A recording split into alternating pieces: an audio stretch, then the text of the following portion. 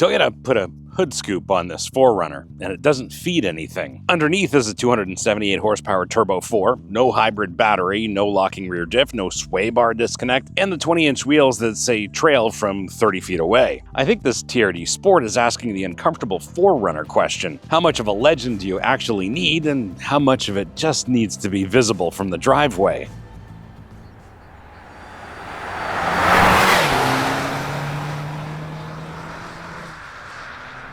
"317 pounds of torque arrives at 1,700 RPM. And remember, this is the one that skips the boost of the hybrid system's electric motor. Sure, this weighs a little over 4,600 pounds and its body on frame, but torque delivery that low means it shows up well before the rest of this truck has woken up. Accelerating from a dead stop or a stop sign, and I know you stop at stop signs, or accelerating onto the highway, this thing has no trouble getting up to speed. And sure, the hybrid 4Runner makes more power and more torque than this one, but this Turbo 4 does the job anyway. While this Turbo 4 has an abundance of power and torque, its operation is a little coarser than the old V6, which is one of the highlights of the previous gen 4Runner and one of the reasons I really enjoyed it. Past about 4,000 RPM, it gets a little edgier and a little noisier, but everywhere else in regular operation,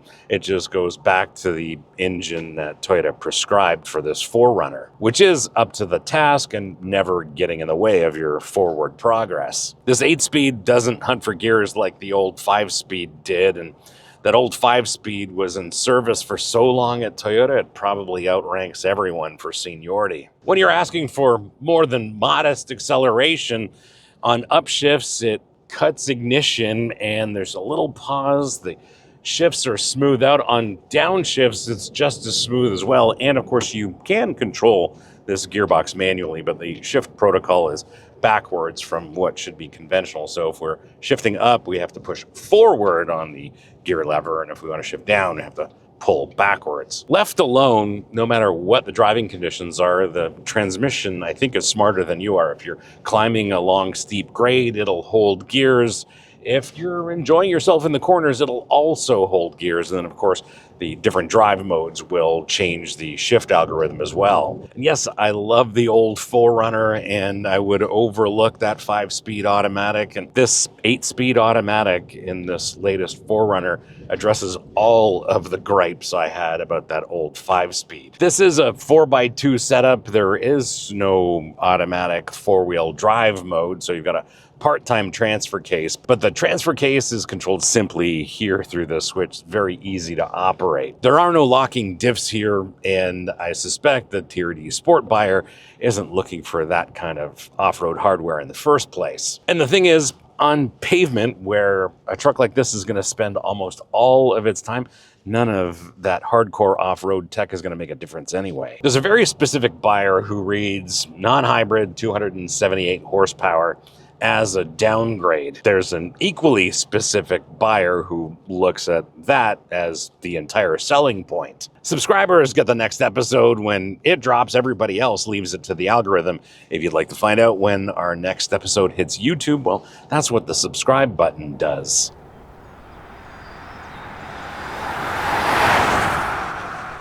Electrically assisted steering on a body-on-frame truck does not sound all that appealing, but here it actually works. Toyota's tuned it to be reasonably strong and naturally on center. There's nothing really artificial about that. The steering itself doesn't do a lot of reporting as to what's going on at the front tires, but what the steering does do is make sure that the 4Runner is pointed in your intended direction. It even weights up nicely in the corners, and it's consistent and predictable in every situation. At normal speeds on normal roads, it does exactly what a 4Runner needs and nothing more. A 4,600-pound body-on-frame sport utility demands a lot of its braking system. This one, however, delivers a strong pedal, great feel, control, modulation, and you can haul this down from highway speeds with little effort at all. Plus, under emergency braking situations, they've tuned the ABS to stay a little out of the way until it's necessary. And only when you really hit that brake pedal hard or you're in low grip conditions, whether it's in the rain, on gravel, or in the snow, that familiar sensation from ABS pulsation shows up. But in everyday driving, what you're left with is the confidence that this braking system is going to stop you when you need it to stop. Then you've got the confidence that this braking system is going to slow you down when you need it to. It's easy to be spoiled by the fancy shocks that are in the TRD Pro. These are just standard passive dampers. They're definitely not adaptive dampers, but they do a fantastic job with body and wheel control. This is a lot of mass to deal with. In terms of body control through the corners, this corner's very, very well, always composed, and it's only on the roughest of surfaces where this shows a little bit of bad behavior, but it's more the fault of the road surface than it is the truck. It absorbs up to the most extreme road imperfections very competently, and in terms of daily driving, this ride is very composed, very comfortable, and your expectations should be reset for body-on-frame suspensions. Plus, it does a fantastic job of absorbing those engineered road imperfections known as speed bumps. Yes, there is a little bit of body roll in the corners. That's to be expected. This is a tall sport utility after all, but it's all very well controlled and very predictable. There's 8.8 inches of ground clearance here, which is somewhere between the SR5 and the Off-Road 4Runner, so retains the kind of capability you'd expect from a body-on-frame sport utility. However, the ride is where this differs from pretty much everything else in the range. The TRD Pro is one thing. This ride's a little firmer than the Limited, of course, and overall, I don't mind this ride and handling compromise here, but knowing that the Limited and the TRD Pro are out there, maybe we're splitting hairs. Think of it this way. It's a sport utility that's kind of dressed for off-roading, but really would prefer that you took the route home that involved the greatest amount of pavement. There's a very specific 4Runner buyer who will never see gravel and never wants to see gravel. And some of those buyers buy the TRD Sport because they want gravel to be an option that they will never exercise. If you'd like to support the channel beyond just watching, the link to the merch store is here, and your support there means more time for us to produce episodes like this and a little less time worrying about industry access. No pressure, just an option.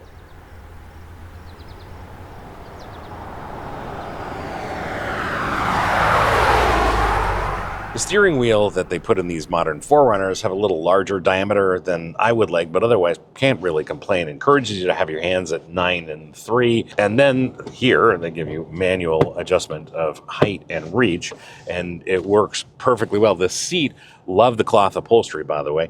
The seat is very comfortable, very supportive, and even though it's manually adjustable, I found the perfect seating position, so I've got a wonderful interface to this truck. Now, you really can't see my view forward, but it highlights one of the best features of this 4Runner because the seating position is all body-on-frame sport utility because you sit above traffic, not in it. And this is the right way to do it because nobody buys a 4Runner because they want to sit lower to the ground. And sure, the A-pillars are thick, but they're positioned in a way where they're really not obtrusive when it comes to navigating tight confines. We have relatively tall glass all around, large outboard mirrors, and it's very easy to see all but the tightest parking situations. And in those situations, you have sensors and cameras to help you with your parking lot adventures. If you are the shoulder checking kind, you're not going to like your rearward visibility when you turn your head, but I would advocate don't turn your head, learn how to adjust your mirrors properly, and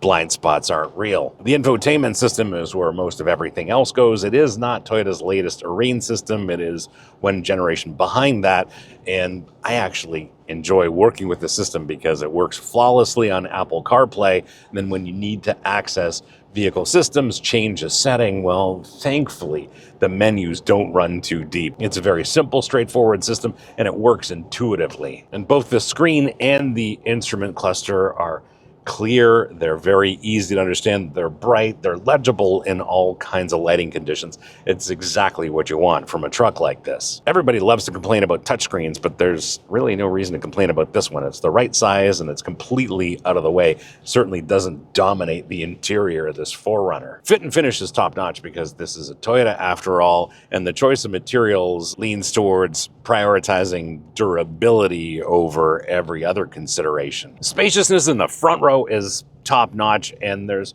all kinds of room for your daily stuff. There's a phone charger here, but there's more space here, a couple of cup holders, of course, some storage in the armrest, in the doors. The glove box has a bit of room, but then there's more space here.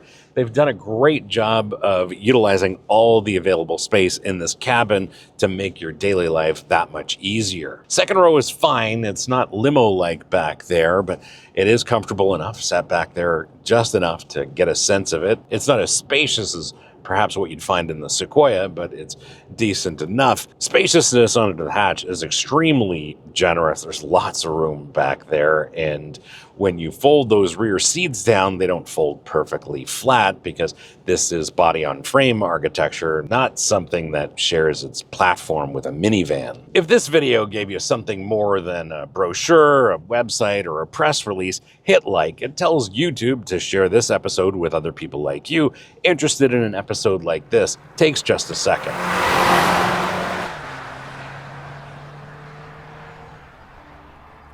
That's what the 4Runner told me after a week behind the wheel. Real-world experience is another story. And when I dug into the subreddits and the owner forums, they told me 4 very specific things, starting with the hood scoop. Now, I didn't experience this, but owners say that the hood scoop can shake at speed because apparently even the costume gets nervous. I actually like the suspension calibration, but owners' impressions are a bit mixed. One boat towing owner called it flat and stable at 75 miles an hour, and then says it turns into a chuck wagon on broken local pavement. Now, this seems to be a trend that either needs to stop or improve. Toyota pipes in synthetic engine sound through the speakers. Owners have already found the $30 OBD cure, which is both hilarious and exactly how 4Runner people solve problems. For people who like carrying stuff, this is important. The second row seats, they tumble forward instead of folding flat. The lack of a flat floor might undercut the utility for the camping and cargo crowd. Apparently there's some brake squeal in reverse, and it's common enough that Toyota has issued a service bulletin about it. Not fatal,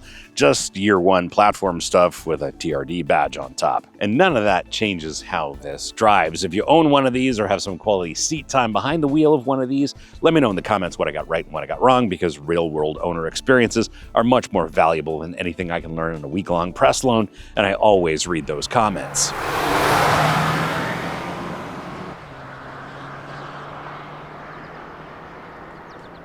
And yes, no matter how much you want it to, that hood scoop does not feed anything, but underneath the costume is a 4Runner that actually doesn't hide anything. There's an honest turbocharged 4-cylinder engine and a suspension that isn't adaptive because it was never going to need to be. The entire driveline is built for competence on the occasional bout of gravel, and this truck is being straight about where it's going, even if the comments call it the weak one. Now, I can appreciate this. I think this 4Runner is for the kind of driver who tows a boat a couple of times a year and hits a gravel road on the way to the cottage. They have zero interest in a locking diff they'll never use.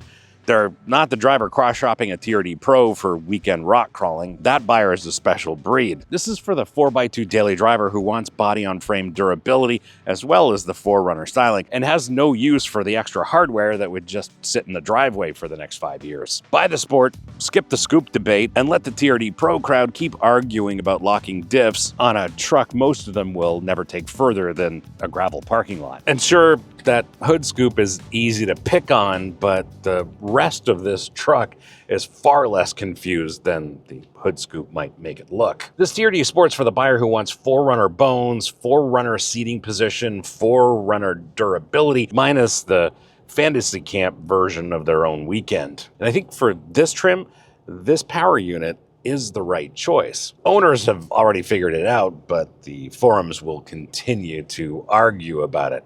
That's the 4Runner TRD Sport. Subscribe if you want to see more episodes like this. Don't if you don't. Comments are open if you disagree. And if you'd like to help fund more of these, well, the link to the merch store is here. See you on the next one.